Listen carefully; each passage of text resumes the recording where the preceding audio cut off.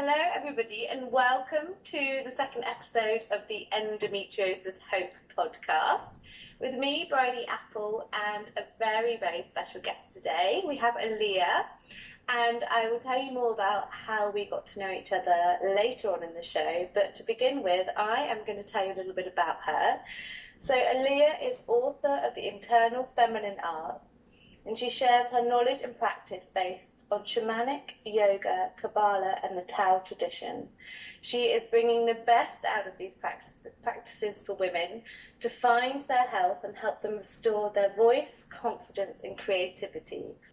Aaliyah believes that every single woman on the planet is given tremendous power to use her body beyond motherhood, wifehood, and daughterhood. She calls women to awaken into their spiritual purpose and higher mission on earth. And Aaliyah shows how to navigate between the spiritual, social, and material, external and internal relations, and why women can do it without burning out. This year, Aaliyah started writing books where she dives deeper into the mystical world of womanhood. Welcome! What an intro! Thank you. That sounds so good with your beautiful lips. Thank you. I mean, every word in that bio just is just such a calling for what is needed right now. It's so beautiful.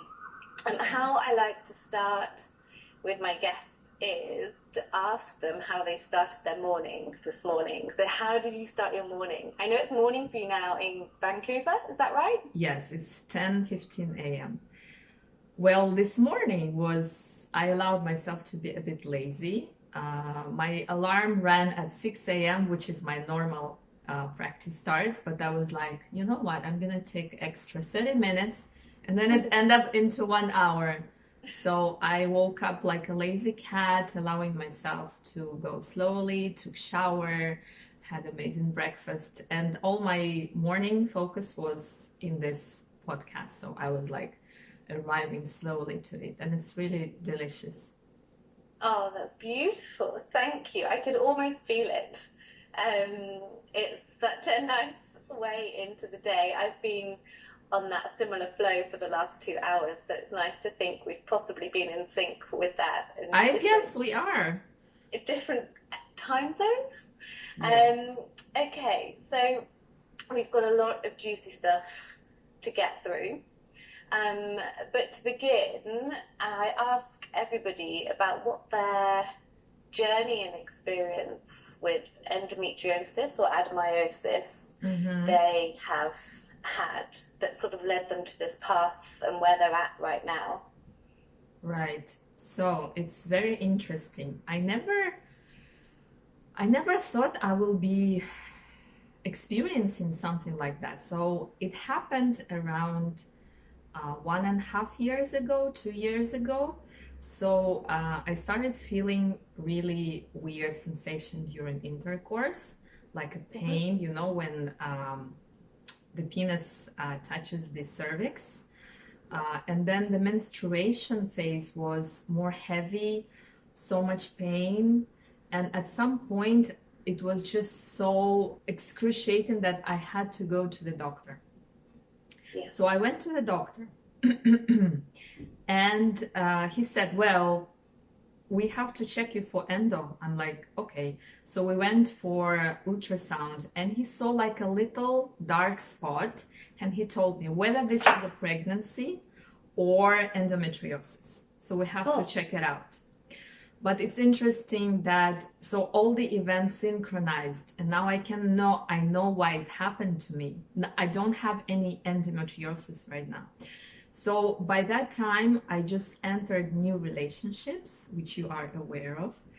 And we're gonna talk about this a bit later, but I just wanna say that when you are coming into a violent atmosphere, and I don't mean violence by somebody's threatening you directly or minimizing you directly, nothing externally. Like externally, you are in a beautiful relationship, everything is new, you know, you have so much sex and blah blah blah, whatever, romance.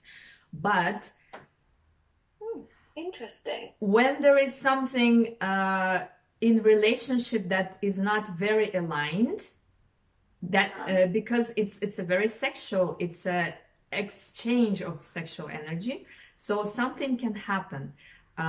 This is my case. I don't say that it's a case of every woman, but it has synchronicity with other cases that I faced. So this is my own experience, and since that I had maybe 2 or 3 times this pain and these same sensations coming up exactly in the moment when something was, I would say, against me, but maybe this is a strong word. Something was taking me out of my way. So I was forced to do something not in my way. Whenever I pull myself out, and it's very easy to get sucked in, you know, you can even lose this borderline. So whenever I got to there, I would pull myself out and then my health would just realign. So I can feel that I could easily get endometriosis like this in any moment if I allow it to happen. And before it really manifests like into a real case where like, okay, I need surgery or I don't know what, put IUV. So there is a time given a chance for a woman to start noticing this sensation of pain and painful intercourse, painful menstruation, where she still can reverse it back. So I guess I reversed it back, and I'm still visiting doctors from time to time and seeing like what's happening. So it's amazing, because after that I had lumps in my breast. This is like so, everything is so interrelated, you know. So it elevated to the next level of my like heart area, and then I went to the doctor. It was the same. It's like, yeah, we see the lumps, but this is like, we cannot understand the nature of these lumps, and then they just disappeared. So woman's body is such a sensor that is so sensitive to the external stimuli, especially when it's violence. But we misunderstand the word violence. Violence is not something, again, when something is threatening you directly, but it's a very subtle, quiet misalignment of in your life. And so do say if this is too much of a personal question, but when you became conscious that this pain and discomfort was creeping back into your life, and you were able to consciously reflect back on what was going on, were you conscious in sitting down and reflecting and saying, okay, this, or maybe 3 or 4 factors were impacting you negatively, and what did you consciously remove them from your life to help your body heal and feel better? Like, what was that process of you going from pain to freedom, so to speak? Definitely speaking. So I had to voice what I didn't like. I had to voice it to my partner. I had him to voice it to his family. First of all, it's very important to voice, if there are people involved, that this is what I don't like, and I feel pain, and I believe that pain is coming from there. So I want this and this change. And then I realized that also it's not, I cannot blame only people. I allow this to happen, so I had to take a step back. Second, I should not share so many details about myself, and this is related to woman's speech. When we talk too much about ourselves, because we feel like, oh, you know, like kind and compassionate and just friendly, and okay, let me just talk about myself. So some things have to become secret and stay secret. And then I had to actually sit with my body. For a while I stopped the intercourse. I took herbal medicines, I can tell you later which, and I was going internally, feeling my womb, and with the internalized sensation and meditative, I would say, visualization, changing and releasing this. So releasing the pressure that was like caging my uterus. So yes, I was taking steps, and I think I'm still doing that all the time. It's not a process of like once, you know, okay, now I'm healthy. It's like whole life. And it's like you had to get it out and voice it, Yes. and then put new barriers in place to look after yourself, all of yourself. But it's that conscious decision and taking charge of your health. Yes, and it's scary. It's scary because when you voice such things that are not very familiar in the society, like, okay, I feel something in my womb and I think this is because of this, people will think you are crazy. And that's why we are scared to voice. But I want to say that when woman is working on opening her voice, it's not just the vocal cords and confidence. The real true voice actually sits in the womb, in the reproductive system. It's like this voice when we are in orgasm, how woman is letting out, or when she's given birth. This is the voice of the womb, and it has the true power. So when you are speaking, especially when you are protecting your womb, you are speaking from that space, and you have to, I really want to say bad words like swearing, you have to stop caring.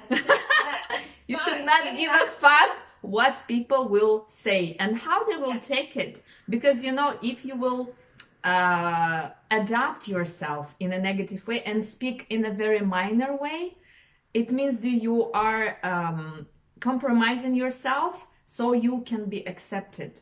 But if you speak very directly and what is needed, and that partner doesn't accept you and leaves, well, thank you very much for leaving me, because now you just showed me that you are not the man that can enter my body, my temple, So voicing is very important. Yeah, and it's that passive voice versus open voice. It's an open voice. I would say it's internal voice. First, it starts internally. You are voicing to yourself, like you are sitting, and it's like not chaos of things. You are untangling, and you are seeing this is this is this, and you understand this is internal voice. You have to be honest with yourself. Then you understand what you have to say, because you cannot also, like, women have this tendency to speak from also a violent place when they are hurt, and you can destroy relations or whatever. So that gives you, remember the formula of restriction? Yeah, so that gives you a time and a chance to prepare your speech and speak actually from a place of strength, which is calmness, versus to like emotionally accusations. Yeah. I just feel like I just let out sounds now. Let's make the womb sound. Sorry. Yeah, sorry. No, that actually, how good it feels to make the womb sounds, like, wow. It's so satisfying. It's like nothing comes close to it. Yeah. No pun intended, sorry. So taking all of this personal journey wisdom that you have intuitively self-taught and gone on this journey, and then pulling together all the other practices that you're passionate about and use, how do you apply this to working with other women with endometriosis? Yeah, so I don't choose specifically to work with endometriosis. It just comes to me, when you meet a woman, it's just a woman. And when then she starts opening up, there is endometriosis, the adenomyosis, and then there is breast cancer and whatever, like a whole bouquet of things. And usually it's not one thing.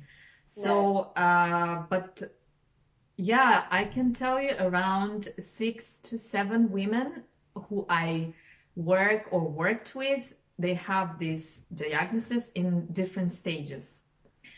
So how do I work with that? First of all, I wanna, for the sake of podcast, for all the listeners, I wanna say that everything I speak about is not medicinal, like scientific. You have to forgive me or accept me that I don't believe in any sickness or the reason of the sickness, because like, okay, she fell or she got cold or there was a virus or blah, blah, blah.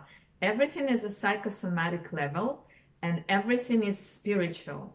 So by spiritual, I mean the level where there is information and energy. Okay, on energetical and informational level, there is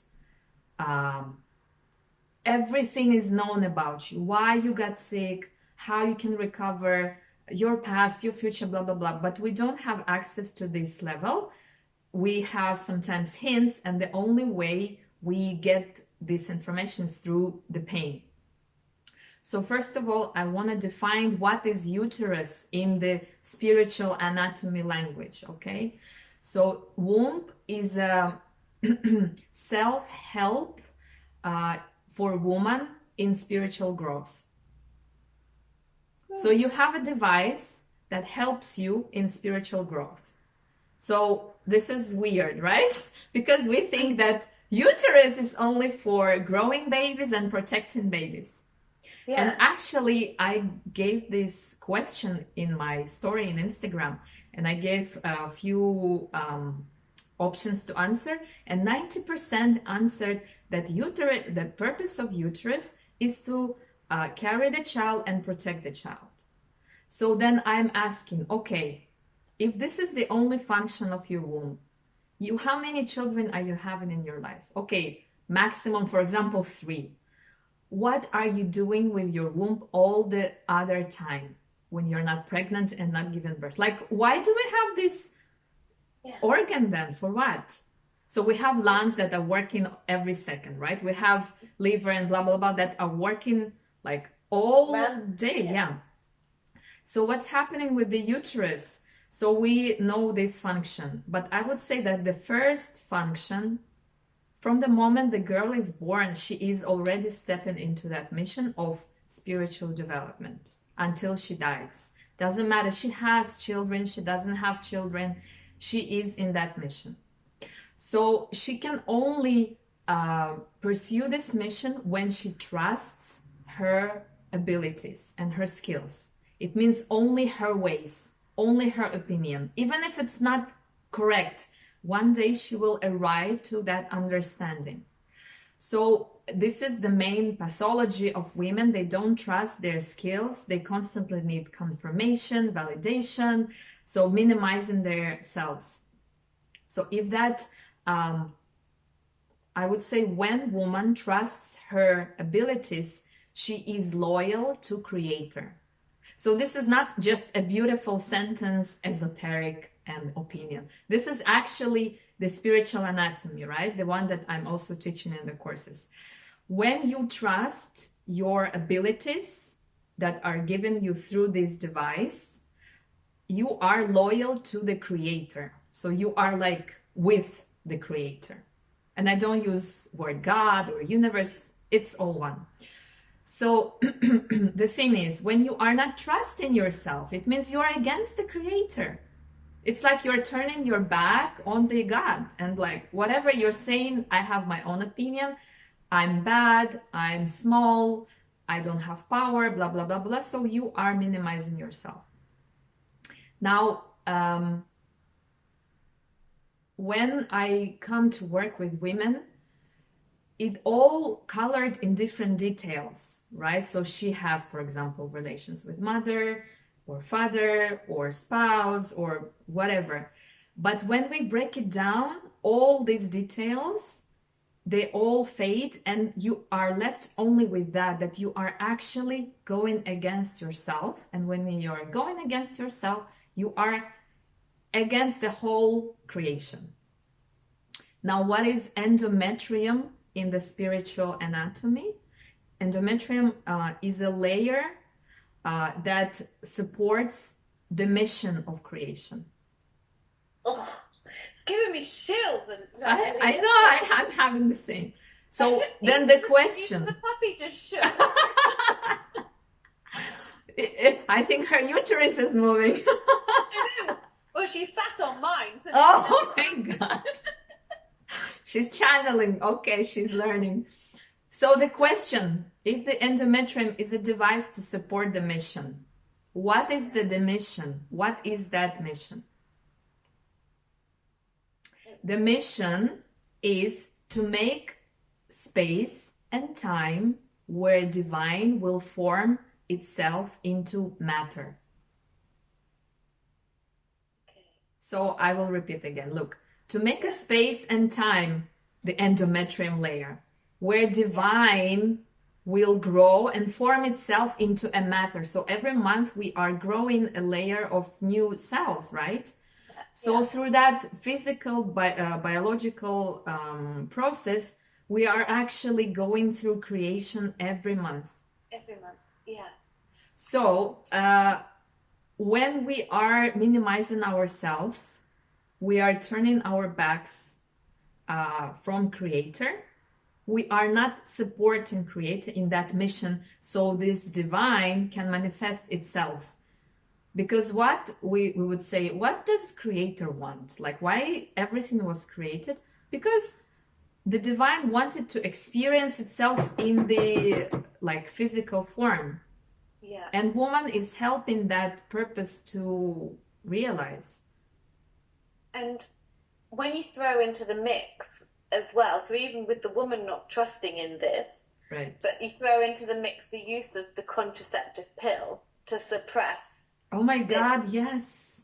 It just puts into perspective from a spiritual point of view the controversy that is to a woman's own personal and spiritual growth is just suppressed. And pills and other ways. There are so many ways how women suppresses this voice, because this is the voice. I would say it's not just the woman's voice. First, she needs to find her voice and go deeper, deeper, and then eventually she can hear that, which is the divine voice through the womb. So in shamanic tradition in South America, in Mexican tribes, it's believed that for women it's so easy to pursue spiritual path because she has innate device that is directly connected to the divine. So for example, men, in order to become sorcerers and shamans, they had to overcome like really strong things in themselves and they had to jump off the cliff and like to learn to fly, I mean spiritually. But women, all they had to do, they just sit during their menstruation and contemplate nature. Like women, they don't need to struggle. But where they do struggle is where they are minimizing themselves, suppressing this voice, and they don't listen to internal, they are listening to external. So listening to friends, parents, society, everything around, but not me. So what is then endometriosis? Endometriosis means that woman is not fulfilling her purpose. She numbed and she disconnected from creativity and the divine. Mm-hmm. But this is a general, I would say a foundation reason. And then on top of, we have different layers. That's when women come with different symptoms, different bodies and different cases. So, but what I noticed very common in women, that women who have endometriosis, they have somehow some tension, friction with parents. They also, through that parenting bond, it's a country where they are born. And also another reason is a partner. Mm-hmm. So, so how it's related to parents. If we think of a woman is a human who is, when she reaches puberty age, she needs to stand on her own feet. Mm-hmm. And follow her own path. So, because physically her body says, you started menstruating, you are ready. You are creating this layer that divine manifests itself every month. So now you are your own creator. You are your own teacher. Yeah. So go and just follow your path. Now, tell me, menstruation starts around 12, 13, 14. Which girl has such freedom at this age? No. None. And a lot of women with endo start quite young. So like 9, 10, 11. Okay. I think 30 to 40% will start that sort of 2 or 3 year stage earlier. You mean menstruation, right? Yeah, and there is research to say that that is linked to childhood trauma, forcing it to happen sooner. Oh wow, I just have insight right now, which I didn't think of, because your words allow me to feel that women with endometriosis carry maybe past life mission. In past life, they were suppressing this divine in themselves so much that in this life they need to even start earlier. So, Yeah. you know, it's like, this is your lesson. You have to fix that because you made so many mistakes, compromising yourself in past life. So now you're going to start earlier. And when girl arrives to menstruation, usually parents thinking this way: oh my God, now she's a woman. We gotta watch her. We gotta teach her. And how do we teach her? We warn her that there are STDs, that you can get pregnant. So it's all scary things. We prevent. We lock girls at home. Come most lately at 8 p.m. Don't go with that boy, because we are scared that she will not just bring STD, that she will get pregnant. This is such a common program in parents' minds. I can tell you from my side, because I'm a mother and my girl is 15. And oh my God, I can tell you how I identify these voices that are not even my voices when I think she has a boyfriend and they're very close and they spend the time all together all the time. So I'm just thinking like, oh my God, just don't get pregnant. And then I'm like waking up, where do these thoughts come from? Okay, even if she gets pregnant, what is bad with that? Like, why do we think that sex is bad for girls? So if we go back to endometriosis and the age, and we started from parents, right? So in divine language, it means when girl starts menstruating, she is told by creator, you are ready, you are creator, go ahead. So girls then are suppressed externally by parents. They don't have freedom to be who they are.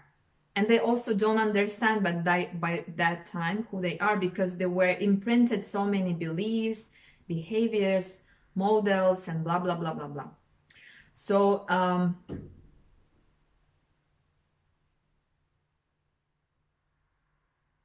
so it's the thing that mother and father and the native land were nurturing her and shaping her up until a certain time, but then they have to leave her. But they don't leave her. They continue imposing their ways to her. So women not always end up with endometriosis. Like breast cancer is a self-nurturing, nourishing, it's all self. Always comes to the self. So self-respect, self-confidence, self-path, self-opinion. So let's say if you are my daughter and you're gonna make something very weird, in my opinion, and not acceptable, it takes so much strength for me to allow you to do that mistake. Like I can tell you, my daughter, she dyed her hair, maybe you saw in her Instagram, into very pink color. And in my opinion, it looks weird. I mean, it's nice to experiment, but I'm not sure it really suits her, but she doesn't know it. I'm not going to tell her, and she's not going to listen to the podcast. So anyways, I'm not going to tell her, because in the moment I will tell her my opinion that, hey, listen, I think this color doesn't suit you. I'm going to minimize her. I want her to arrive and experience this. She's going to wear this color for, I don't know, 1 year, and then she will change it. So why we step on the I would say wombs of our daughters and suppress them, right? That is just, that's a book title right there for you, Aaliyah. Okay.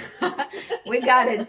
So, but think of this, the mothers who are stepping on their daughters' wombs, Yeah. They do it because they are disconnected through their wombs.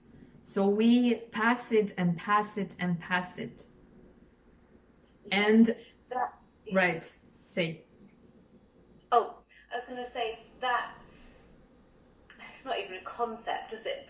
But more and more people now are talking about healing the mother wound. Mm-hmm. Because so many people are realizing it's just passing on, and it's just flipping and changing each time, and that baggage is getting bigger and bigger. Do you know how we pass it physically? This is an amazing fact. Maybe you know about it. So when you were in your mother's womb and through the eggs, right? So you were in your mother's womb and you already developed your eggs, your follicles. So it means that your mother was carrying indirectly all her children, all her generation. So as she was going through this pregnancy, and this is where the first imprint starts, in the moment of conception, whatever a woman experiences during the pregnancy will be imprinted into daughter or into a son. So we pass this, and it's so important to understand that we, like, when do we start this knowledge and this practice? I would say from the moment when Bridie was conceived, we need to start helping her, right? But now when you and me, we're almost retiring soon. The question is, how can we do that if we cannot turn the time back? We can. Oh my God. Actually, you know what? It's so easy to heal. Yeah. Like, I mean, there are all the tools and resources, not external. External resources are secondary. It's a plan B. There is a plan A. And the thing is, the difficult and the problem is that woman sometimes doesn't want to heal. And it's unconscious.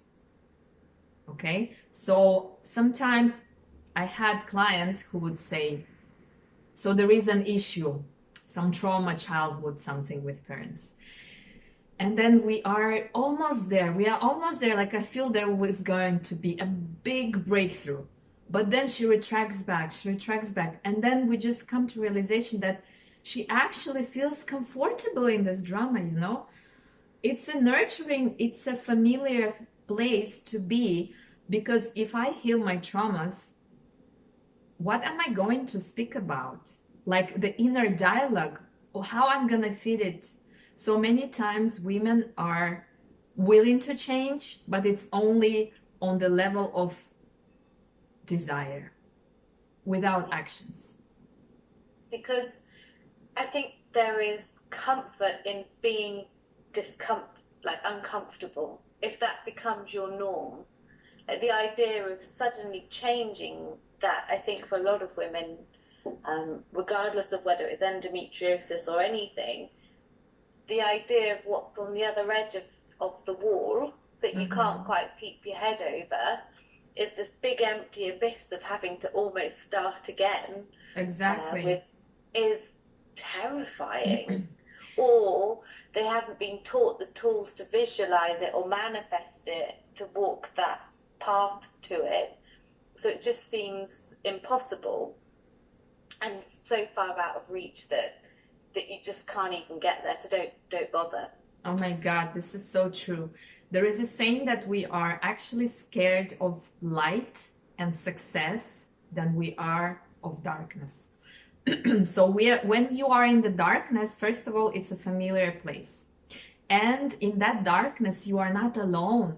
You know, people relate more in pain and suffering, like, oh yeah, I can hear you, I can feel, I can relate to your pain. So the pain makes us gather together in groups and complain and share.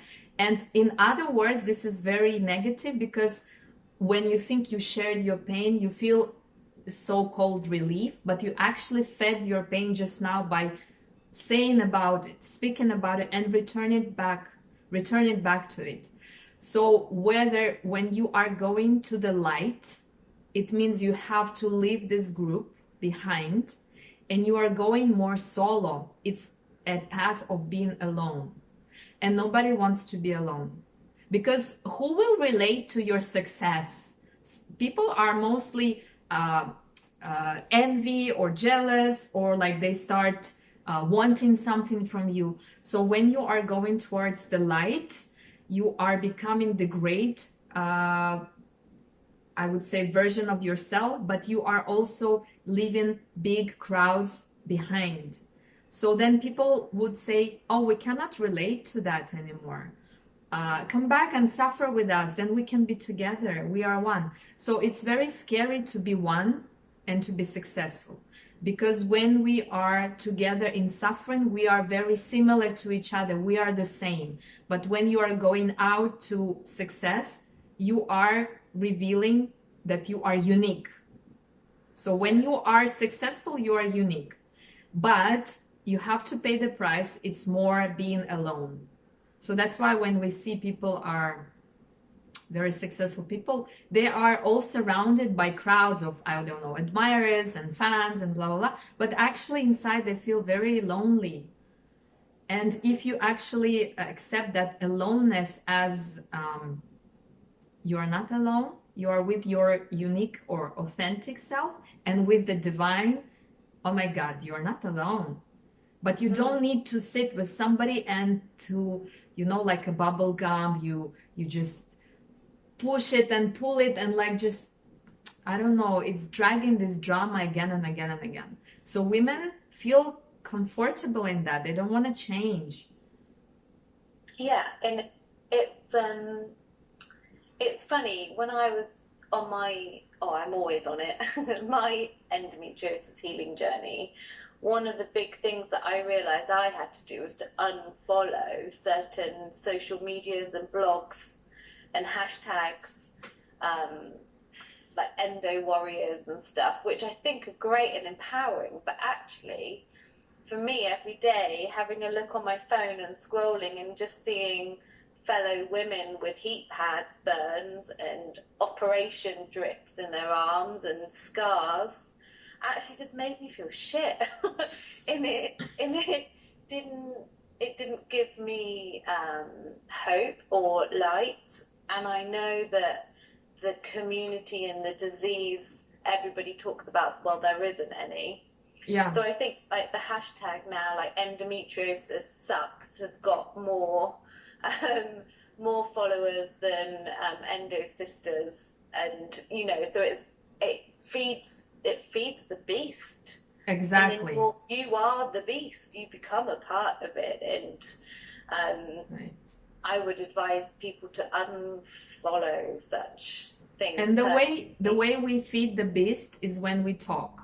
So we mentioned in the beginning about the voice, right? Yeah. This is very, very connected. So let me break it down this way. So woman has a special gift, a key to speech or tongue, mother tongue, we say, yeah, because she's the mother. So she's given that power to reveal the divine, to correct things when she see things are in a shitty state. But if that's your power, it's very strong energy. It means that if you are not aware, you're going to use it in a negative way. So women are more prone to gossiping, talking over too much, chit-chatting, you know, and just depleting through the speech. And at the same time, they were suppressed in their voice. So it's their blessing and curse. And woman, when she starts healing, she's like, now I have my voice back and I'm gonna spread it everywhere and I'm gonna tell my truth and I'm going to be very like assertive and hard. This is a phase when she comes out, but then it's not the healing yet. The true healing, I would say the true healed state, is when she understands the power of her voice and she knows the power of silence. But she knows when to speak, how much to speak, what to speak, where, and where she needs to be quiet. Not because she's suppressed, but because she chooses. So it's like, if I'm gonna choose my words right now and here I'll be quiet, I will get what I want in general. Because there are two ways we can speak. What I want now, it's like, okay, now I want to purge and say to this bastard everything I think about him and blah, blah, blah, blah, blah. Or what do I want in general? In general, I want peace. I want to resolve the situation, and I want to move from A to B. So, okay, if I speak out of emotional reaction, then I will not have any chances to get there. So I'm gonna go with the general plan. It means I will plan my speech and speak from the state of peace or from the place of my womb and get to where I want. So it's like we also, the voice is not only what we hear and words, it's also information that is bombarded and suppressing our senses. So what you just said about Instagram, you know, like I started as yoga instructor, right? I unfollowed all my friends yogis, especially those who are like posting like pants, yoga pants, and like all the poses and headstands and whatever. I mean, I'm still doing part of my practice in a different way, but I cannot see that because I can feel, I can sense that the world of spiritual today is breaking in two ways. One is like, yeah, you are doing healing and you are there within yourself, you know, it's a very secret, quiet, internalized path which you share in certain portions with others. But then there is another way where everybody's out there and Lululemon pants and like yoga mats and all these props which make you spiritual, so-called, and all these talkings. Like yesterday I went to a very nice place which it really reminds me of Bali, and it has cafe, shop, and a workout space. And it was such amazing, how do you call this, contrast.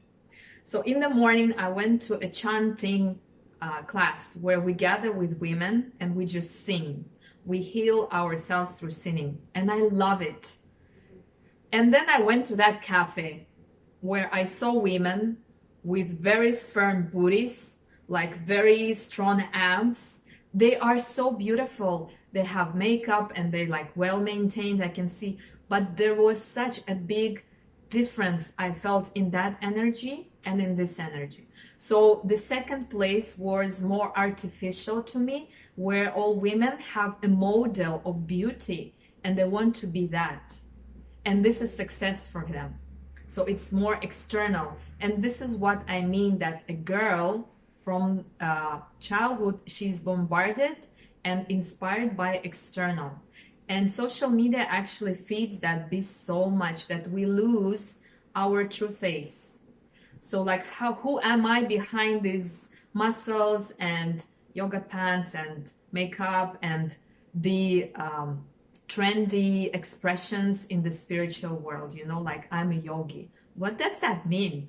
So we are losing the sense. So it's amazing. I see this is not path to healing, definitely. I see it's actually you're digging deeper into the darkness. And I really apologize if there are some women like that listening to us, but it's more maybe calling to, you can look whatever you want, but the main question is, why do you do that?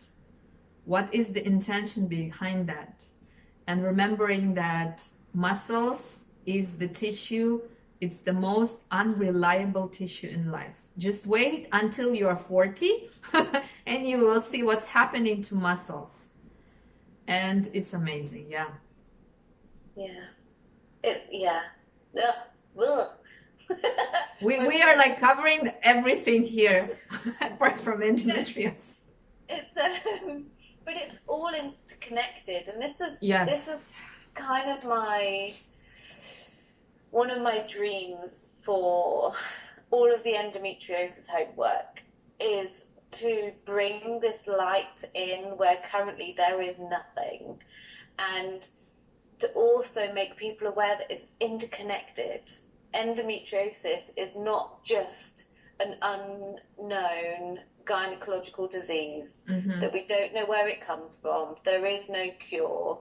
the only treatment is X, Y, and Z, and they're all very dramatic and have big consequences emotionally, physically, financially, spiritually, and just bring the debate to be all-encompassing and the conversation and the educational journey to be all-encompassing, because I feel that's really lacking, and our conversation in this podcast, or poddy, I don't know why I call it poddy, I feel That's like it's cute. my child. You are a child. We are little girls. Yeah. It is all interconnected, and too much, actually I say like 99.9% of the time our lives are fragmented, and realistically they're not. There's this web connecting everything together, Right. and that's not just for our present time here on earth, that's genetically through our families, through history, through everything. And everything that you are saying is just showing how that is the case. It's so fascinating. And it's true, it's also integral.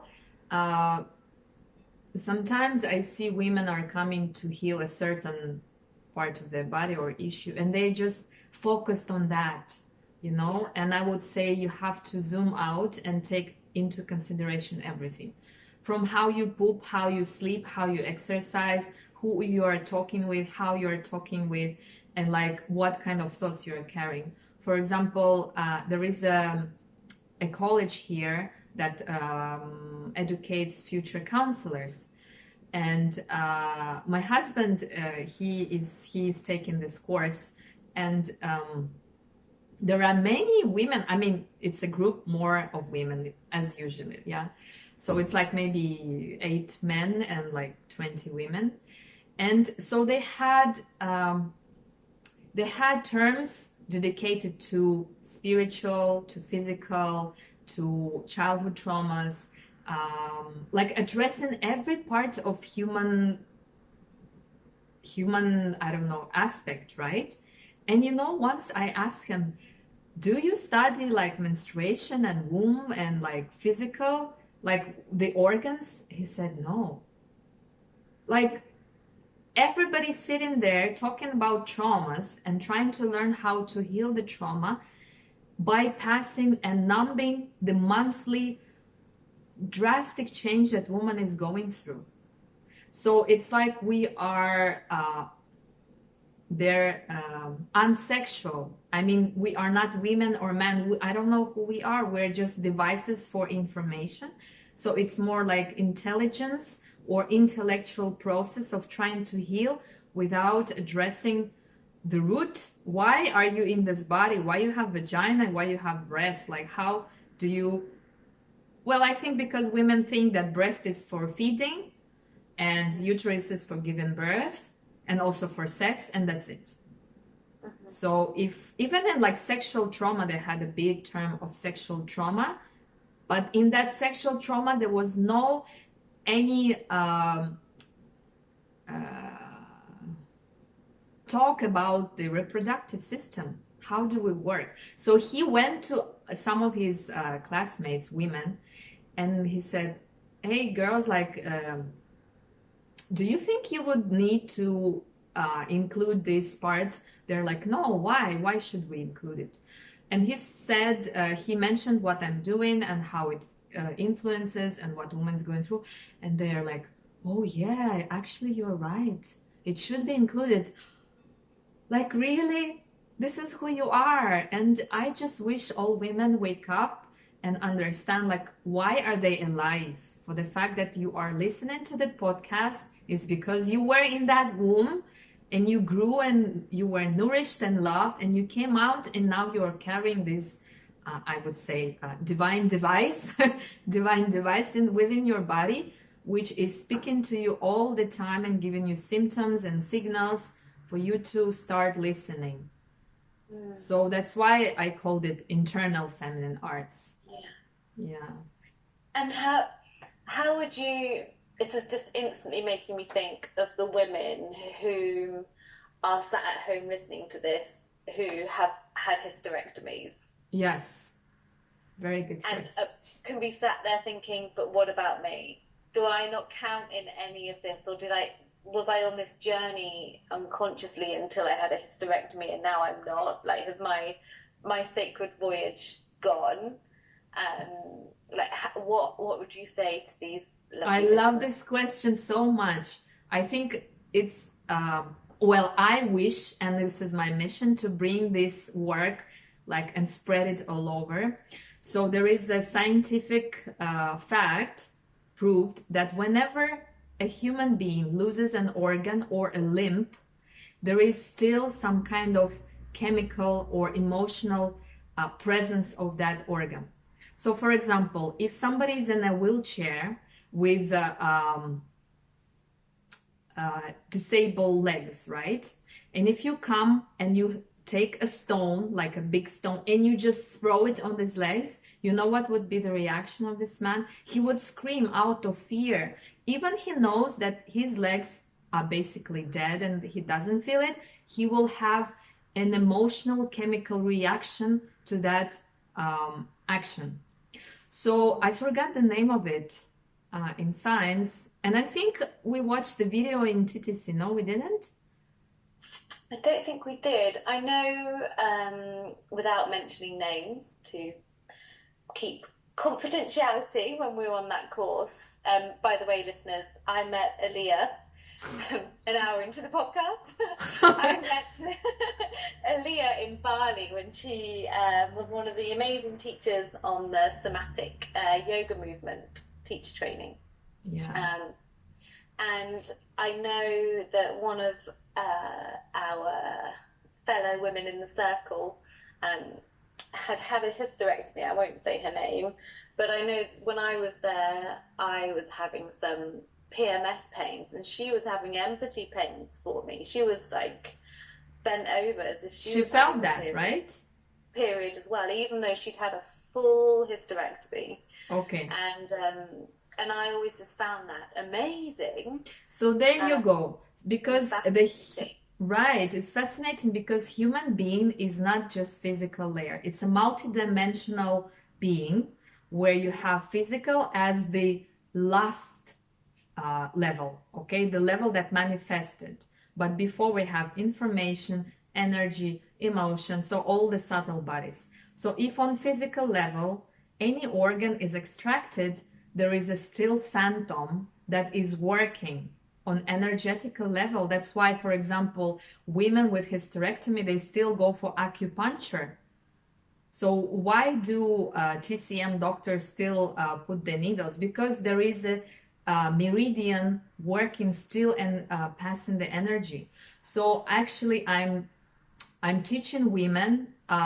This is very new phase for me because I cannot find these women like just stand and shout, who has uterus out, whose uterus is out. But I'm really calling, if somebody is out there, you can address and work with the phantom of your womb. And to that point that you are going to sense her, just like you said, empathically, emotionally, with these chemical reactions, subtle level, you can move things within yourself. Even women who stop menstruating in menopause, they can still feel things if they rebuild this connection. So they realize, oh, I'm in a menopause, but I still have a flow. I still live in a cycle, and there is up and there is down, but I'm not menstruating. So all of this, it doesn't mean that if you had hysterectomy, you are not a woman anymore and you cannot work with the divine. Because come on, if creator is so smart, like it's not a person, but if this creation is so smart, and that, of course, it included a potential that women can get to the point where their organs will be extracted. So it means you would die, basically. Without energy, you die. So if you are still living, prospering, and eating and doing all your everyday life without an organ, your organ is still there. Amazing. And actually, it's very important because the physical absence of the organ makes more space, and organs can prolapse. So this is very important to create this energy field that holds the organs in their place still. And why they prolapse? Not because it's physical, just emptiness, because the energy flow moved, it shifted. Now you have to return and realign it back, and then it's all working. But to get to that point where you can sense your absent organ, oh my God, there are so many steps to do before. Like exactly going through the fear of change and letting go of like relationships and countries and whatever, like so many things. It's I can literally sense and hear the women typing questions underneath the podcast in the comments. I hope so. I can just sense, I can hear the brains ticking. Yeah, and that's also relating to breast, like people, women who had breasts removed, they still can work with the breast. Okay, so just for everybody listening right now, it's lovely to talk to you in the future, so to speak. We will link all reference to books and other bits and bobs below so that you can do some further reading on everything that Ilian has talked about and more, because I'm sure this is going to send many of you off in a new knowledge journey, which is really exciting. And so we will reference as much possible further reading and documentaries or podcasts or other further bits and bobs below for you. One of the questions that came up on Instagram and in newsletters for you, there was two common themes. I put three fingers up then. There was two common themes. Are you ready? I am ready. You're ready. Throw it up. So the first one, and this is obviously your personal opinion, and we've kind of talked about it, but do you think endometriosis and or adenomyosis can be cured? Yes and no. Okay, so first of all, it depends on what stage of the disease is. For example, I have a client who has endometriosis, but she never felt anything, and it was an accident she discovered. So what they are offering her is to go through medications and then put IV. While other women who are in a tremendous, very deep stage of endometriosis, and basically it's too late, and the only way is to remove the organ. And sometimes it's better to remove organ. So this is like, which choice do I make? It's very hard to suggest anything. I would say woman needs to develop herself in that way that she knows what needs to be done. Sometimes I would say, no, please, we can feel, and the organ says that don't remove me, I can heal, or it will go to remission. Sometimes the organ is like, yes, I want to be removed, and you are going to be better without me. You can still be a woman. So it's about letting go or accepting, and it's the choice you have to make. Another thing is, if there is a cure, if there is a chance, then I would say what can be done. So I would say first steps that are common and known or traditional. So you would definitely look into diet, like what you're eating, because this is, I would say, for any kind of disease, for curement, diet is one of the strongest things. And because when we are eating, we're feeding the hormones. So hormones, they grow on food. So you have to readdress what is the diet. And also, I don't recommend any certain diet. This is very individual. It's intuitional thing. So it's very wrong when a crowd of women goes after a certain diet. It's like such a big mistake. So exercises, you need to move, but also you need to move within the rhythm of your cycle. You cannot exercise, for example, Ashtanga all 30 days in a month, okay? There are days when your muscles, according to the movement of your hormones, are taking that power and can support your body, and even because the uterus is also a muscle, and support uterus. But there are days when you are completely destroying and just you are putting extra effort for your uterus to heal, but now she's like under the pressure of exercise. So women in general should not weight any lifts. Like when I see weightlifters among women, I feel, you know, pain in my pelvis. So this part of the body needs to be in total freedom and spaciousness, because everything is under the gravitational force, and there is a prolapse, and there is a constant pressure of like skeleton and head and organs on top of the uterus. So releasing as much pressure as you can. Then for a certain period of time, you definitely need to stop sexual intercourse. And this is something women don't do. So if they are in relationship with man and they have this diagnosis, many times they will compromise because they are scared that the man will reject them. So it means you are just killing yourself. It's a self-rape. So it's very important for the period of healing to stop any interaction inside and keep the organs in calmness. Because if that man tells you, you know what, I'm so tired with your drama, like I want sex, I'm horny, and he leaves you, goodbye, thank you very much. Like, thank you, this is such a blessing that such man leaves you. And you need to test. Actually, it's a very good way to test men. Through sex and money, this is how you test men. I feel like this is a whole nother podcast. Yeah, okay. So, seeing a doctor, definitely, but not, this is very tricky. So I believe in medicine, especially that it has the ability to see what's happening inside. So from time to time, go and check, but don't trust 100% to everything the doctor says. You need to have a common sense of balancing, like getting the information, going back home and feeling it, you know, not taking any action straight away.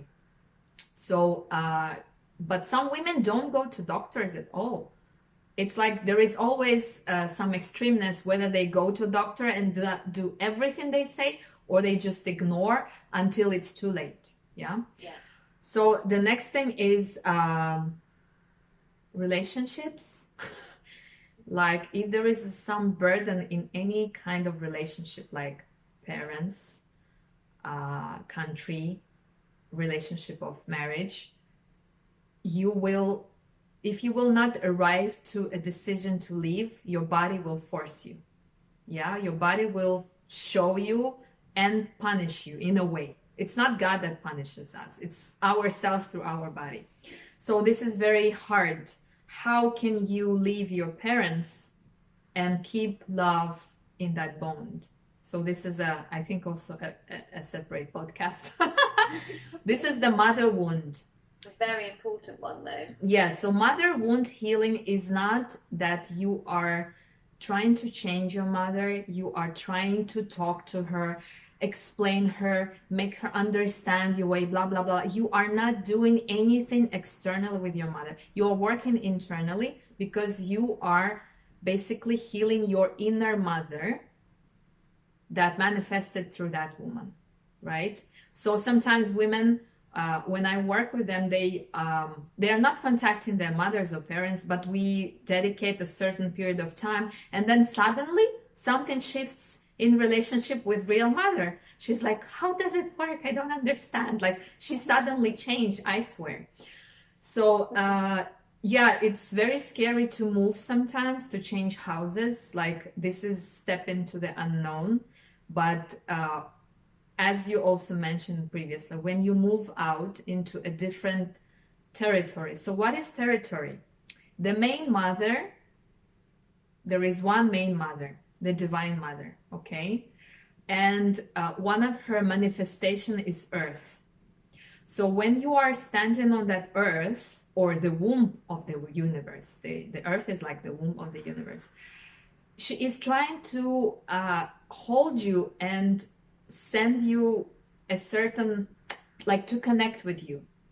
But when you are on your native land, and if that native land is sucking energy out of you, she cannot get through you. So you just move to another territory where where there is no interference of karma and interpersonal relationships and blah blah blah. So you are basically just you and your body. So that's where she intervenes into you. And even an astrological concept, for example, if an astrologer sees there is a death in your map, all he will do is tell you, can you move on that day, go to Ireland?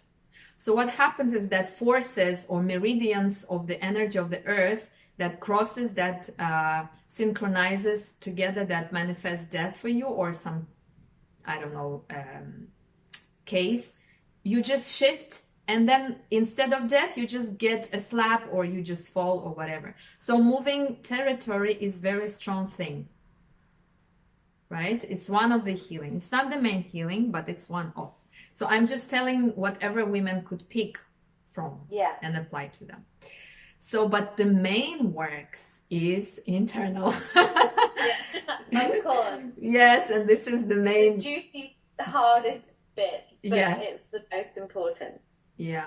So it's learning how to go inwards into the womb and learning how to listen to her and to hear her.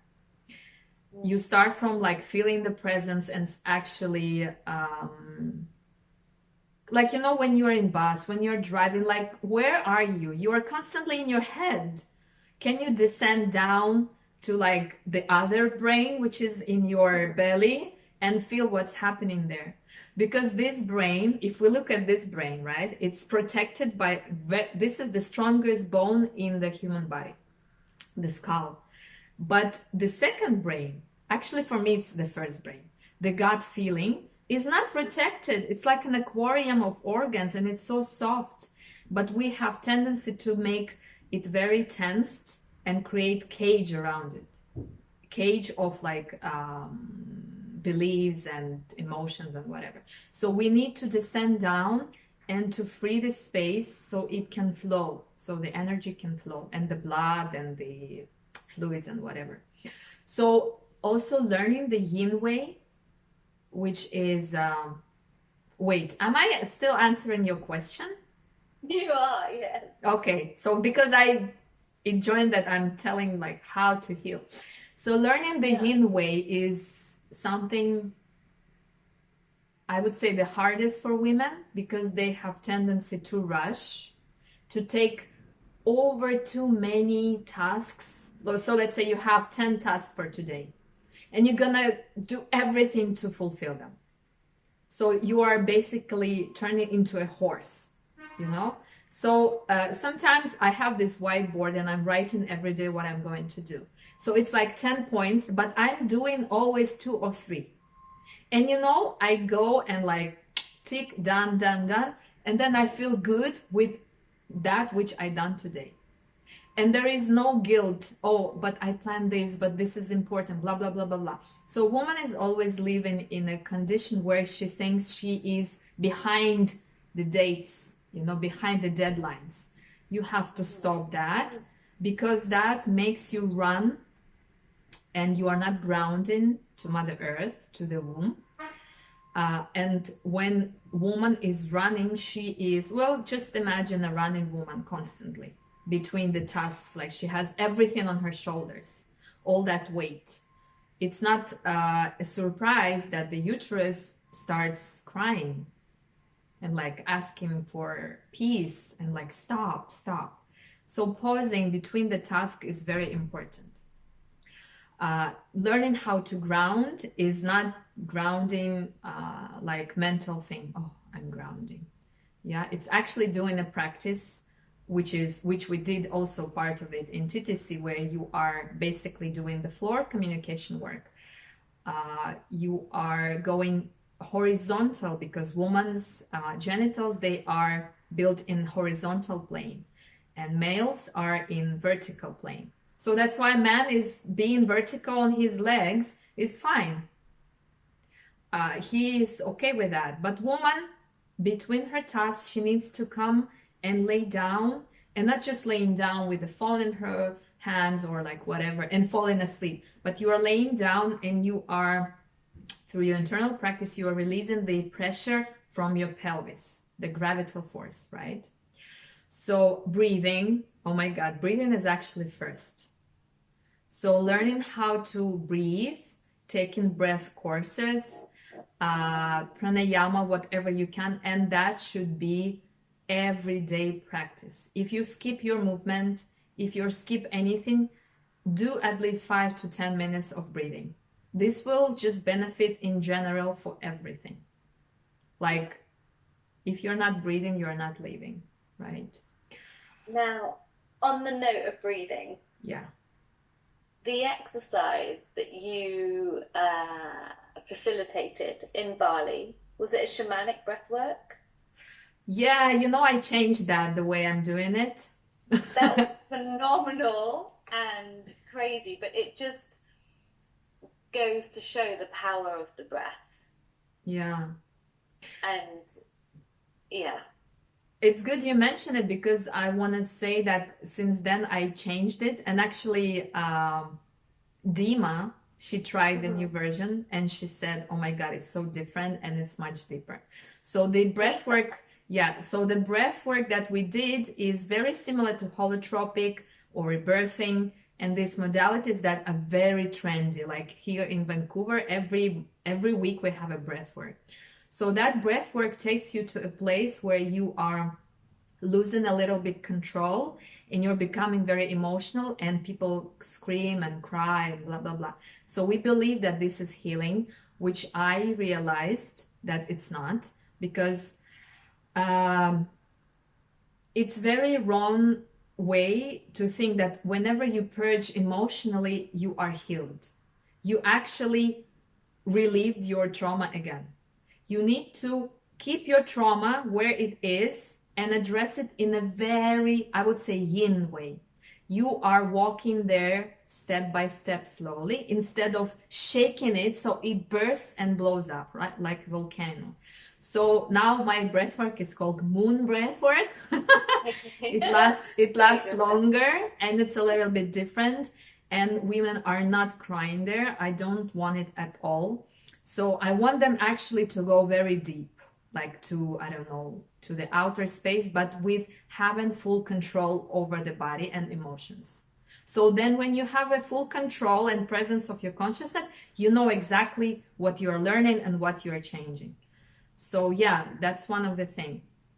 But actually regarding the breath, I'm in the middle of finishing my online breathing course. It's a 3-month course and it's not just pranayama. It has, like, I developed certain exercises to expand the breath and it's just so amazing. Like, I'm so in love with it. So it's coming soon. Yeah. Sorry? Yeah. No, I completely agree. Just the breath is the most important. Just for, I know lots of women use it as well for pain management, stress management, for going into endo-ops and coming out, and the idea of using it not just to cope but to heal and help turn your life around as well is really positive. Yeah, like what do we do when we are birthing babies? We are breathing in a special way. So actually, woman is a device to breathe more, and breath is the breath of the womb. For example, there is an exercise how you breathe with your reproductive system, and because lungs is not the only organ that breathes. So it's like how you can breathe with your toenails, learning all of this breathing of the whole body because you're an integral human being. That's amazing. Right. So what was the next? Did I answer your question? You did answer my questions. Thank you. Well, you answered 6 women's questions. Oh, really? Oh my God. You have to stop me because I can just like flow and flow. So the last question, and then one is a hope. Right. What book would you put into every primary and secondary school for girls and young women around the world? One book, what would it be? Oh my God, such a good question. Let me I think. sprung this on you, sorry. No, I love it. You know, I need to confess, like all the books I sent to you, I didn't finish them. Don't worry. No, you know why? Because now I don't read books anymore. Like every time I open book, there is something like I'm going through and I'm just closing and I'm like, oh my God, like everything is just inside. So let me think. First of all, I would write a book and put it in the schools, which is actually I am writing, but let me think of the existing book. Which age are we talking about? So you can do one for older and one for younger, or just one. Just one will do. Okay. So I cannot recall any name of any book that is good for younger. So I would recommend what kind of book that could be, because if you would go to scientific and spiritual, this will be all bullshit for them. So I would say there should be a book where emphasizes the value of being a girl. Like you are a girl and this is a blessing, and why it's a blessing, and how can you share that in your girls class, you know, in the classroom, and in a very maybe soft and I would say adapted to child language, explain about body, about breath, and prepare women not only to become mothers, because this is what we are programmed, right? So always girls are thinking, oh, I'm gonna grow and I'm gonna meet this guy, a prince on a white horse, and we're gonna marry and I'm gonna have many kids and white house and whatever. So this is like a normal program for all girls. I want a book where they understand that there is something else, and the most important is how they feel and how they reveal their gifts into the world. How they are convinced that they are on a mission to make this world a better place. And that can be a motherhood, and that can be, I don't know, design, marketing, whatever it is. So it's like taking her out of this very narrow program that you are just here to spread your legs and give birth, and feed your children, and then they leave house and they're like all depleted. So what else is there for you? This life has so much mystery, and also this book has to deal with fears or build the courage to step into unknown. Like every day go do something new and like really value yourself for that. So yeah, it's a book of developing values and self-belief and self-confidence. Oh my God, I think we're writing a book here. Now, for my godchildren. And then the final one, which I feel almost sad that we're nearing the end. Oh, hold on, we didn't answer for the girls of the old children. The old children, like my daughter. Oh my God. Yeah, this is where we need to become more assertive and deliver information, like more scientific, explaining what is the menstruation, how do you address menstruation. You also work with voicing, like don't minimize your voice and speak your truth, but also giving tools of how to speak from place of self-peace, but not self-violence. And also educating women about relationship with men. And educating them about emotions, how to manage emotions, because, oh my God, this is a period of just emotions. So I can see from my daughter, she is going through like very extreme sides, you know. Girls are very low confident at this age, and they think they are ugly. Like, I swear, this is how they speak. She comes and tells me, like, they sit and argue who is more ugly. or who is more unsuccessful, or like, oh no, come on, you're so beautiful and you're so beautiful, but like I don't like my nose, or like this kind of things, you know. So how to find the beauty that you already have, and that this is enough. Yeah. I think this Yeah. is very important to actually give them the practical steps that they can do every day or weekly with themselves. Yeah. Love it. I'm literally just writing notes because it's just, I can't think of the words to sum it up enough, but it's beyond lacking.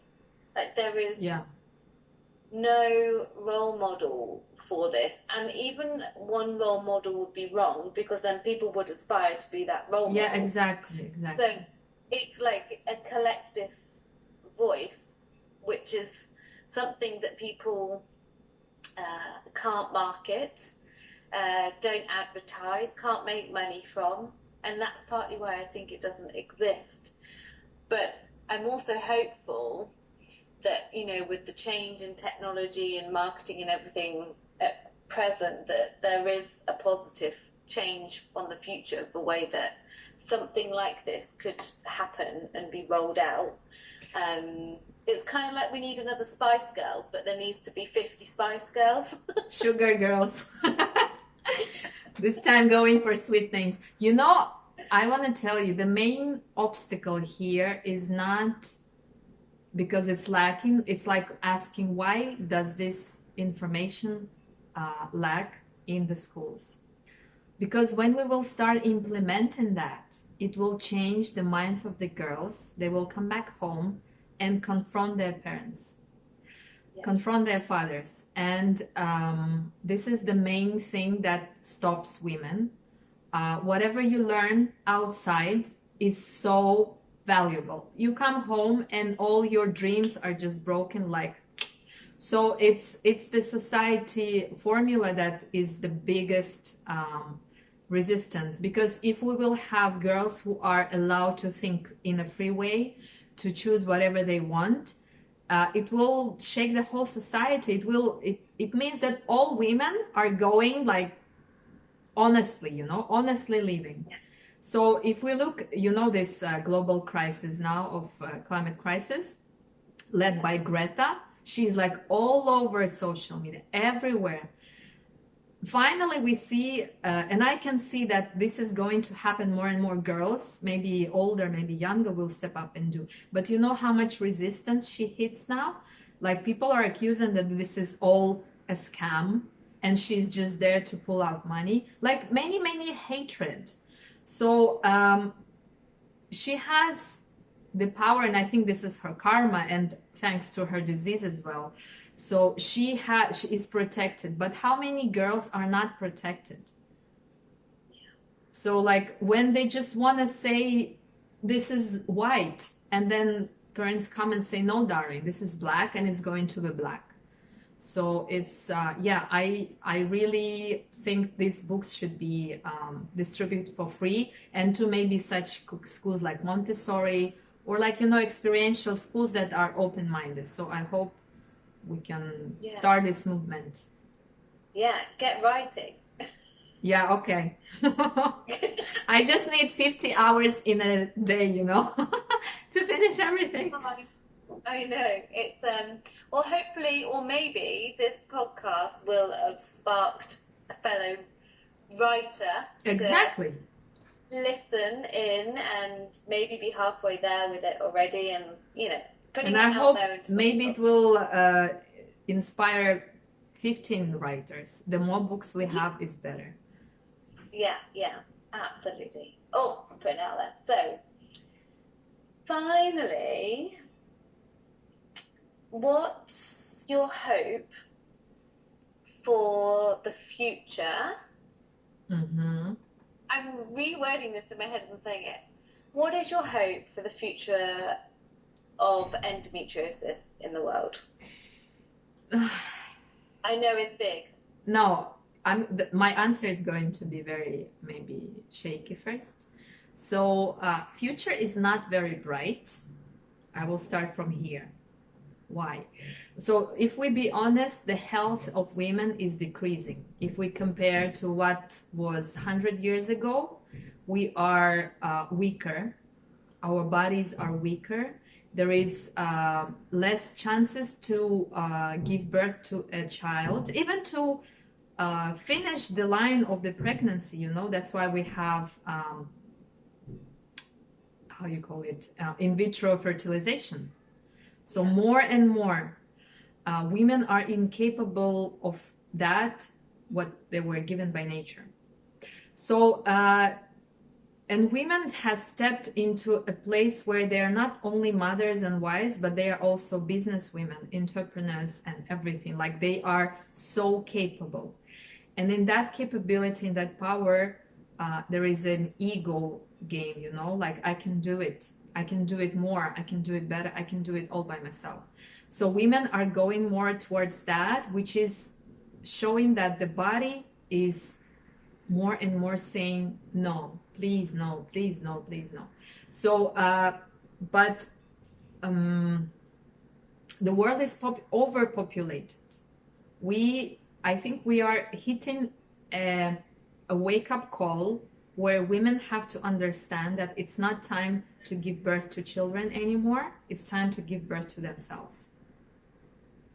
So on the one hand, the population is too many, and look, at the same time, nature made us less capable to give birth. The nature is trying to control the population because, for example, UN estimated that our grandchildren will not have enough resources on planet. So we are still wanting to have child. It's a dream of my life. You know how women are desperate to have children? Some don't want, but their majority, they are desperate. But they are completely bypassing what they can do with themselves. What are they birthing? In what condition? So if we look at that picture, the future is not bright, but at the same time, there is hope because there are so many instruments and tools. The hope is only makes sense when woman is taking actions and she sits down, looks inside of herself, and she admits that where she is responsible for that. What she has, she deserved that. And there is no one else to blame. But actually, it's not even about blaming. It's about taking responsibility. So I'm responsible for my endometriosis. And now I'm going to take actions and change everything. My mindset, my emotions, my approach, my words, everything in order to reverse, but not just to heal my endometriosis, but actually to step back into my purpose. So this step is a huge one. And if we are talking about that, there is only hope.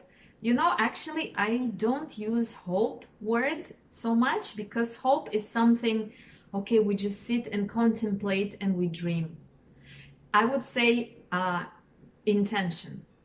Intention is something where you put plan, you have desire, and you manifest it into actions.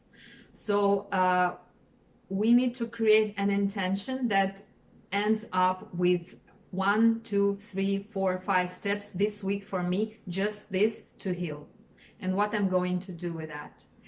Otherwise, if we will continue just sitting and discussing the diseases and sharing the pain and just filling us with pills, you know, all these things, there is no hope. So the medicine actually is dying very slowly, like the traditional medicine. The non-traditional medicine like shaman work, energy healing, all of this is coming out, and it's also changing. It's becoming a blend that is available to women. And I would say, if you want a hope, go look into the mirror. Okay, this is the face of the hope. And open your legs and look at your vagina. This is the face this is the face So of get the a hope. full-length mirror. Yes, actually, we do it in some workshops where women are very open-minded. We sit and look at our vaginas. So maybe you can do it after this podcast. Go and talk to her. So, I shall. yeah, so it's like, stop sitting hoping. Like, go and do something. Do. Yes. It's the next step on, isn't it? Yeah, doing, and the word doing sometimes is misunderstood. So I don't want women to be inspired after this podcast in a way like they are like, oh my God, I'm gonna go there and run like crazy. Actually doing, and here I will refer to Tao. So Tao concept is non-doing is the real doing. Yeah, it's the yin way. There is a whole philosophical depth to it.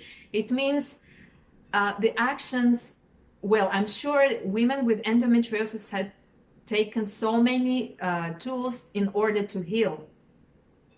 Actually, maybe they're overdoing external things. Measure that externally, you don't need to do so many things. You can let go, reverse it all internally, and this is where it needs to be done. So we already mentioned everything, like how you can internalize. This is the main action. So that perfect. That sums up everything okay, that we have spoken about. right. That really does. That's amazing. How do you feel in your pelvis now? Like, while I'm talking, everything is buzzing between my legs. Oh, well, mine's very warm because Luna is asleep Oh, on my lap. And so she good. has been dreaming throughout and twitching. I feel good. It just, when, when you can take knowledge in and you hear it, and sometimes it stays at your head level. Mm-hmm. And sometimes knowledge comes in and it sort of feeds your heart and you feel it in your heart. And sometimes it goes lower and sometimes it goes even lower. I feel everything that you have said today, and I hope that our listeners get this too, it's like it has spoken to this deep, innate level of me that has been thirsty for a conversation like this that I haven't been able to find. And I hope, it's like the book Women Who Run with Wolves. Have you read? Yes. I feel like this has satisfied the same level that book satisfied in me, and I hope that this does some doing non-doing for some other women to just feel that feminine satisfaction at that same level, to be able to go on and look in the mirror and find their own way. I think that is such a crucial nugget of information that there is only your way of doing it, and only you can find it.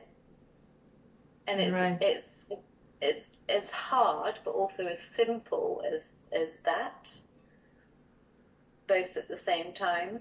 Right. It's primitive, but it's not easy. Yeah. Yeah. So I would suggest something now. All this information that you took, take it as like, remove the intellectual whatever and just let the sensation of it stay. And then once we finish, you can just sit and breathe it down to the womb. And just, you feel like there is, because information is energy, and you can visualize it as, I don't know, like a cloud or like, gas, a liquid. And you just set it there, plant it inside of the womb. And because she is listening while you are listening, you are one. So it's nice to descend that hope and that light down into the pelvis, and like just let it stay there and start growing. Yeah. Yes. Yeah. One yeah. big yes. And then she will say yes. Yeah, baby.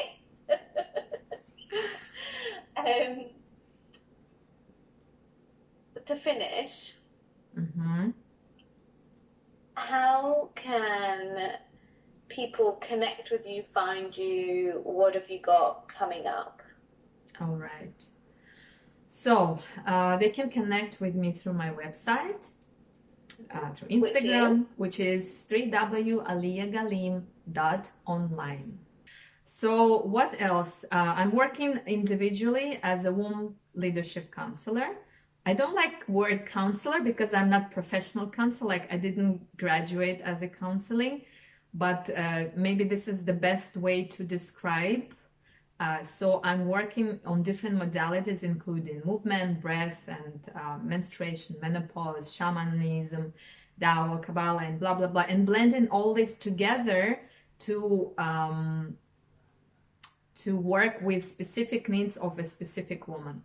So the cases I worked with were like sexual abuse, endometriosis, adenomyosis, breast cancer, just depression, lack of confidence, molesting, sexual abuse, I mentioned, miscarriage, abortion, and addictions, but not addictions as drug and alcoholic. This I don't work with. And in general, just lack or lose of femininity, like lose of the direction in life, but it's all around feminine energy. So yeah, this all available is on my website, and you can read about it. It's all out there. Brilliant. Yeah, and thanks. Just oh, sorry, go. Nope. The last thing I want to say is that women with endometriosis who are listening to us, I want to say that Creator, the God, the Goddess, just giving you a big slap on your face through your endometriosis. So it's time to wake up. This is what is needed. This is how I see it happening. Perfect. Thank you.